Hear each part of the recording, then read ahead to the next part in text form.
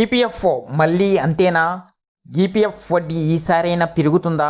Employees provident fund EPF వడ్డీ ఈసారైనా పెరుగుతుందా అని వేతనజీవులు ఆతృతగా ఎదురుచూస్తున్నారు. మార్చి 2న జరిగే కీలక సమావేశంలో తుది నిర్ణయం వెలువడనుంది. ఈ బోర్డుకు కేంద్ర కార్మిక ఉపాధి శాఖ మంత్రి అధ్యక్షత వహిస్తున్నారు. ఈ వీడియోని ఎక్కడ స్కిప్ చేయకుండా పూర్తి వరకు చూడండి. అలాగే ఈ వీడియో కానీ మీకు నచ్చినట్లయితే మీ ఫ్యామిలీ మెంబర్స్కి, ఫ్రెండ్స్కి షేర్ చేయండి. వాళ్ళకి ఇన్ఫర్మేషన్ యూజ్ అవ్వచ్చు. అలాగే ఒక చిన్న లైక్ చేసి మా ఛానల్ని ఎంకరేజ్ చేయండి. ఇంకా వివరాల్లోకి వెళ్తే, ఎంప్లాయీస్ ప్రావిడెంట్ ఫండ్ ఈపీఎఫ్ వడ్డీ ఈసారైనా పెరుగుతుందా అని వేతనజీవులు ఆతృతగా ఎదురు చూస్తున్నారు. అయితే ఈపీఎఫ్ఓ 2026 ఆర్థిక సంవత్సరానికి ఈపీఎఫ్ వడ్డీ రేటుకు 8.25%గా యథాతథంగా కొనసాగించే అవకాశాలు కనిపిస్తున్నాయి. మార్చి 2న జరిగే కీలక సమావేశంలో తుది నిర్ణయం వెలువడనుంది. ప్రతిపాదన ఆమోదం పొందితే వరుసగా 3వ ఏడాది కూడా చందాదారులు 8.25% వడ్డీ పొందే పరిస్థితి ఉంటుంది.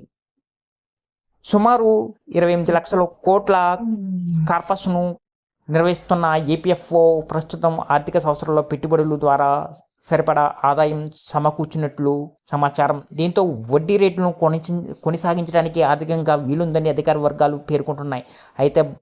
అయితే భవిష్యత్తులో మార్కెట్ పరిస్థితులు, ఆదాయాలపై ఒత్తిడి పెరిగితే కొత్త పెట్టుబడి మార్గాలను అన్వేషించవలసి రావచ్చని విశ్లేషణలు సూచిస్తున్నాయి.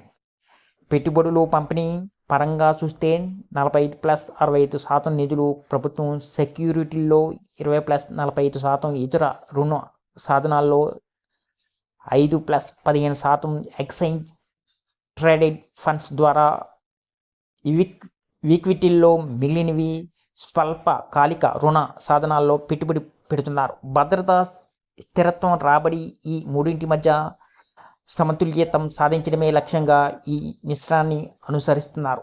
వడ్డీ రేటు ప్రతిపాదనను ఈపీఎఫ్ఓ అపెక్స్ బాడీ అయిన సెంట్రల్ బోర్డ్ ఆఫ్ ట్రస్టెస్ సిబిటి చర్చించి ఆమోదించనుంది. ఈ బోర్డుకు కేంద్ర కార్మిక ఉపాధి శాఖ మంత్రి అధ్యక్షత వహిస్తున్నారు. గత అక్టోబర్లో జరిగిన సమావేశంలో ఉపసంహరణలకు సులభతరం చేసే పలు సంస్కరణలకు ప్రకటించిన సిబిటి ఈసారి కూడా సభ్యుల సేవలను మరింత సులభతరం చేసే అంశాలపై చర్చించే అవకాశం ఉందని సమాచారం. దేశవ్యాప్తంగా 6 కోట్లకు పైగా చందాదారులకు 8.25% వడ్డీ రేట్లు స్థిరత్వం కల్పించనుంది. ఉదాహరణకు, ఖాతాలో 5 లక్షలు ఉన్న సభ్యుడికి సంవత్సరానికి సుమారు 41,250 వడ్డీ లభిస్తుంది. నెలవారీ నిల్వల ఆధారంగా మారవచ్చు.